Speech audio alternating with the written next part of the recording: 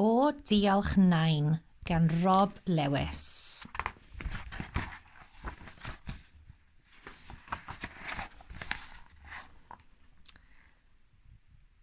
Daeth gaeaf yn ofnadwy un trwy Llanddewi, roedd y gwyntodd yn fain a phopeth yn rhewi. A draw ar y fferm roedd pob un yn rhynnu, a thrwyn bach coch Jack oedd fel tap yn diferu.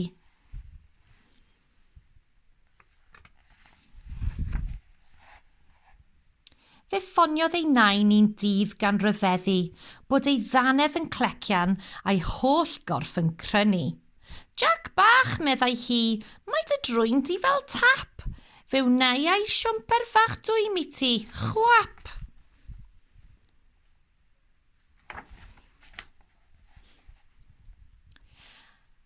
Ac ar ei ffengliniau bu Nain drwy'r prynhawn, yn chwilio pob drwr am y patrwm bach iawn, heb ddim ond patrymau gweimmenig a sanau. O, wel, meddai Nain, allai mond gwneud fy ngorau.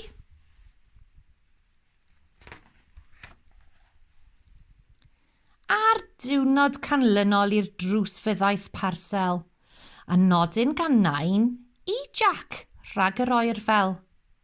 Fe ges i'r fath hwyl yn gwau yn fy nghadair, nes yn lle gwneud drwy lawes fe wneis i bedair. Roedd y siwmpwr yn rhyfedd, welwyd roed un o'i fath, roedd hi'n berffaith i dwymo Cyrydwen gath!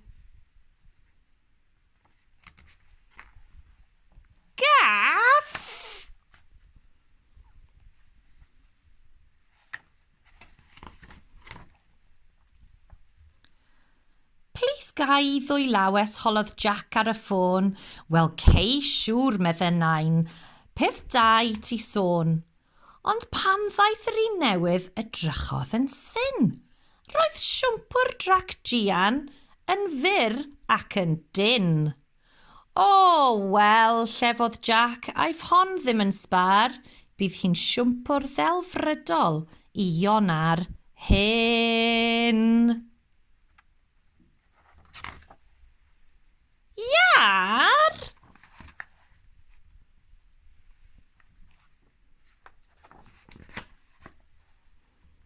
Iawn, Jack, meddai Nain, a fi chwilio am well. Rhoi mawr i wneud siwmpwr fydd yn lot mwy na'r lleill. Bu ei gweill wrthi'n clecian am oriau ac oriau, ond roedd y siwmpwr a weodd yn dellog a thenau.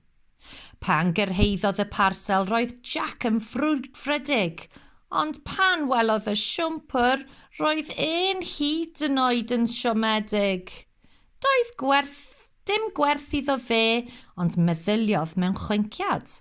Y bydda hi'n dwym ar gefn dilys ei...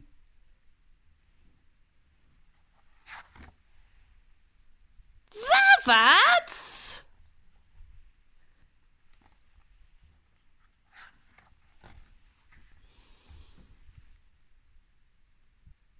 Gyda gweill tipyn llai aeth Nain ati eto, a'r gwau yr un stribed i'r llawr oedd yn llifo. Sori, Jack, meddai Nain, fydd hon ddim yn iawn. Mae'r corff yn rhy lydan a'r sgwyddau'n rhy lawn. Doi, dim ots bod hi'n fawr, meddai Jack. Nawr, Nain, clywch, bydd y siwmpwr yn berffaith i seren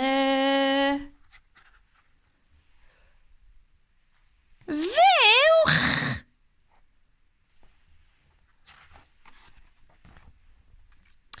Cyn hir fe ddaeth siwmpwr drwy'r post do yn anreg. Roedd Nain wedi deall hi, roedd hi'n ffitio fel maneg. Roedd Jack wrth i fodd fe'i gwisgau i'r gwely a mas ar y fferm yn ysgubor a'r beidi. Fe'i gwisgiodd am fis nes bod angen ei golchi. Ond y dŵr yn y peiriant oedd yn ffrwtian a berwi. Pan welodd y siwmpwr teimlai Jack fel crempogen. Roedd hi'n ffitio neb nawr, Heblaw malu'r llygoden!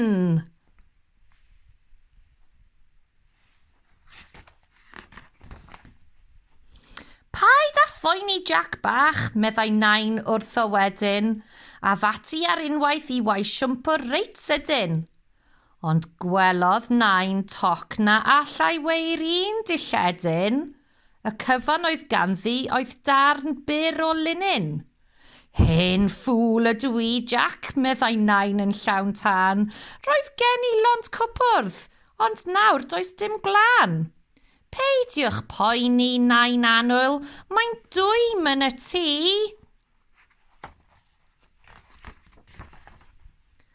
Daeth yr holl anifeiliaid I fyw gyda mi.